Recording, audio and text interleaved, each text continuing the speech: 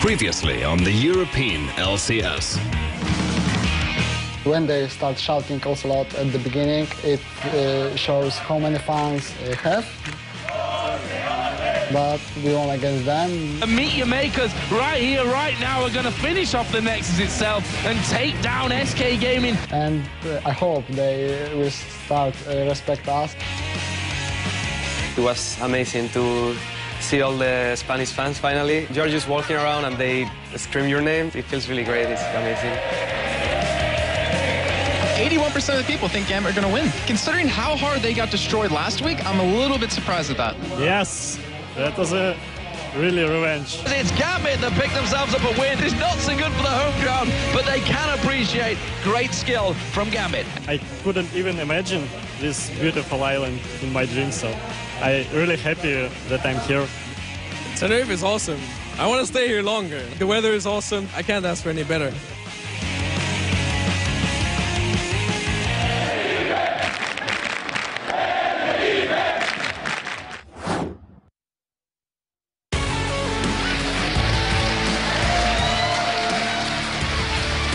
Welcome to week 7 of the European LCS Summer Split. I am your host, Eefje Schoksdepoortere, and we're back in our home studio in Cologne after a week on the road.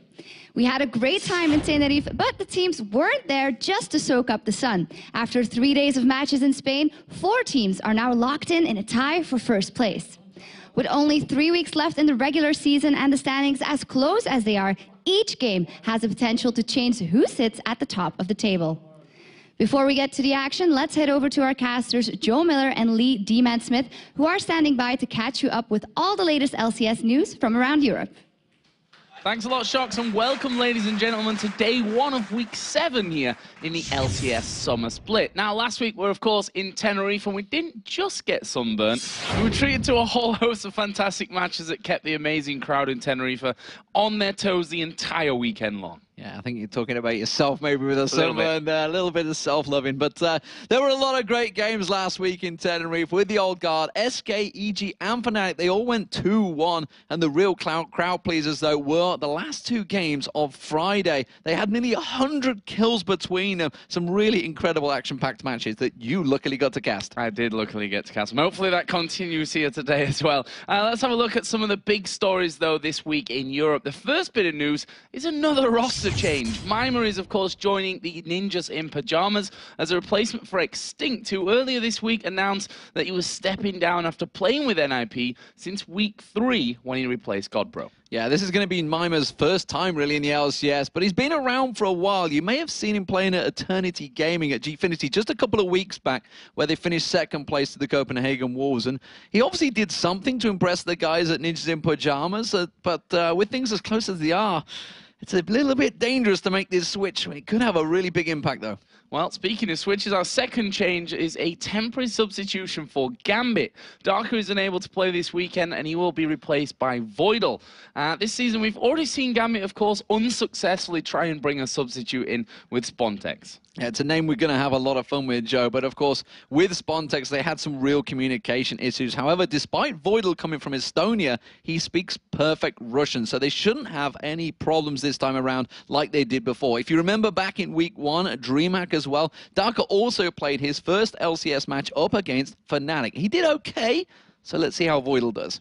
Well, in other news today, we will be first time playing on the 3.9 patch here in Europe, just like all of you at home and over in North America. And the first big change that 3.9 brings to the LCS is that the tier of the Goddess is going to be stacking up slower. So that's bad news for champions like Ryze, Jace, Blue Ezreal, and everyone else that depends on that tier. But on the other side, you've got the Archangel stuff, which now charges a little bit easier. So we might see more people upgrade into that earlier on. Yeah, I wonder what Genji's going to do with Ashe now. I mean, he might have a new build, who knows?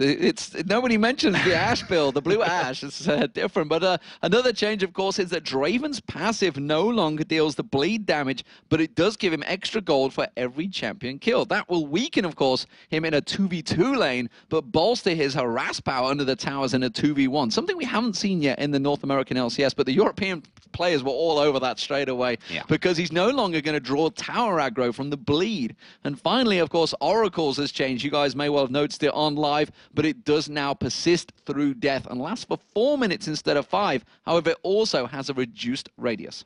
Well, we'll see how the new patch effects play a little bit later on, but now let's take a look at our incredibly ridiculous standings as they are right now. Up top, we see those first 4 teams tied for first. Alternate and Gambit have been up there for, of course, a while, and now they're joined by Lemon Dogs and Fnatic. Yeah, Ninjas in Pajamas, they're just 1 game behind. We'll see how that sub works out for them. They are in 5th place. And the old guard, SK and EG, they're tied for 6th place right now. We'll meet your makers. Well, they've fallen from 2nd place in week 1 to the bottom of the table.